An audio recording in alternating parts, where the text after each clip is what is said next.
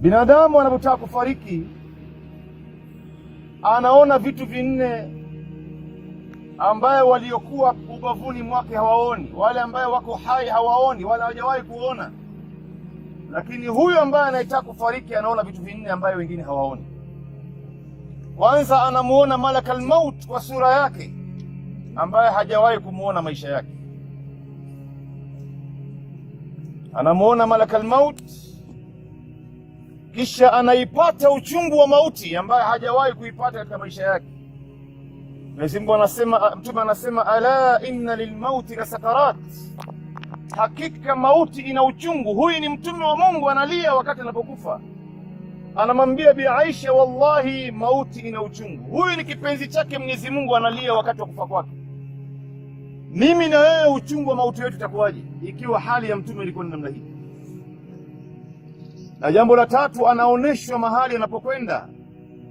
Akiwa ni mtu mwema, basi anaoneshwa pepo yake na hajaondoka duniani, na akiwa ni mtu muovu, basi anaoneshwa mahali pabaya anapokwenda. Na Mwenyezi Mungu ameyathibitisha haya kwenye Qur'ani aliposema ya kwamba innal ladhina, anasema kwamba hakika wale ambao wamemtii Mola wao na wakafata maamrisho yake, siku ya kufa kwao tatanazzalu alaihimul malaika alla takhafu wala tahzanu wa abshiru biljannati allati kuntum tu'adun. innal ladhina qalu rabbuna Allah thumma istaqamu tatanazzalu alaihimul malaika, wale ambao walisema Mungu wetu ndio Mungu peke yake ambaye ni Allah, kisha wakaungama. Kuungama maana yake wakafata maamrisho ya Mungu wao, basi siku ya kufa kwao tatanazzalu alaihimul malaika, malaika wanawateremkia wanawaambia wa abshiru biljannati allati kuntum tu'adun. Kwanza wanapewa bishara na kuoneshwa ile pepo ambayo anayekwenda yeye, kisha anaambiwa wala takhafu wala tahzanu wa abshiru biljannati allati kuntum tu'adun. Wanapewa bishara, usihuzunike bwana, wala usiwe na hofu, wewe ni mtu mwema na unakwenda mahali pazuri. Lakini akiwa ni mtu muovu, siku ya kufa kwake Mwenyezi Mungu anasema kalla idha balagati taraqi wa qila man raq wa dhanna annahu alfiraq. Itakuwaje siku ambayo roho ya binadamu itakapofika kwenye mishipa ya matulanga, kwenye mishipa ya shingo hapa, jugular veins, kwenye koo yake, kisha malaika wamemzunguka. Malaika wale wanagombana, kila mmoja hataki kumshika roho yake iliyokuwa chafu huyu. Kisha wanaulizana wale malaika, man raq, ni nani ambaye atakayetoa roho yake chafu huyu? Na hii ni ishara tosha kwamba huyu mtu anaelekea mahali gani. Lakini sisi sote tuko hai, hatuyaoni hayo. Ndio mwisho anapotolewa roho yake, kitu cha mwisho ambaye anaiona na aliwahi kuiona katika maisha yake alipoumbwa, anaiona roho. Roho, Mtume anasema inapotoka tabi'ahu albasar, macho inaifata na inaifata ikiangalia mahali inapokwenda.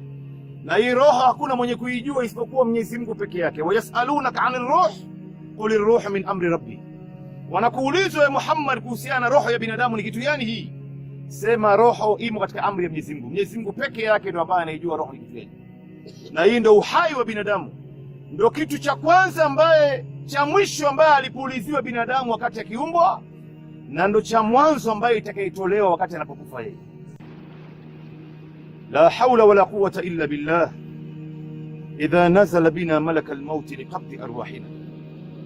Wallahi itakuwaje siku ambaye malaka almaut atakapoipasua mawingu akawa anakuja rasmi kwa sababu yako wewe. Ushawahi kukumbuka hata siku moja hali yangu itakuwaje? Mimi nitakuwa niko tayari ama bado? Nitakuwa nimeshatubia ama bado? Nitakuwa ndani ya taa ama nitakuwa ndani ya maasi? La hawla wala quwwata illa billah idha udkhilna quburana ma'amalina. Itakuwaje siku ambayo Waislamu watakaponibeba kwenye jeneza wananipeleka makaburini, mimi nitakapozikwa, hii kaburi itakuwa ni chumba moja katika vyumba peponi au itakuwa ni shimo moja katika mashimo ya motoni? Haya ndio maswali ambayo Muislamu anafaa kujiuliza kila wakati. Ndio Saidna Umar akasema, kafa bilmauti wa'idhan, inatosha mauti kuwa ni mawaidha.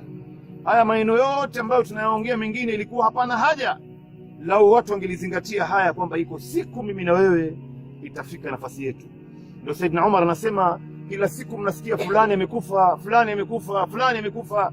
Leo amekufa mzee Hassan, lakini iko siku mtakuja kusikia Saidna Umar amekufa, na iko siku utakuja kutajwa jina yako wewe ndio ambao utakayekuwa unatajwa mtaani kwamba fulani ameondoka, tuneni tukatoe pole, tutamzika vipi, tutamwandaa namna gani maiti yake.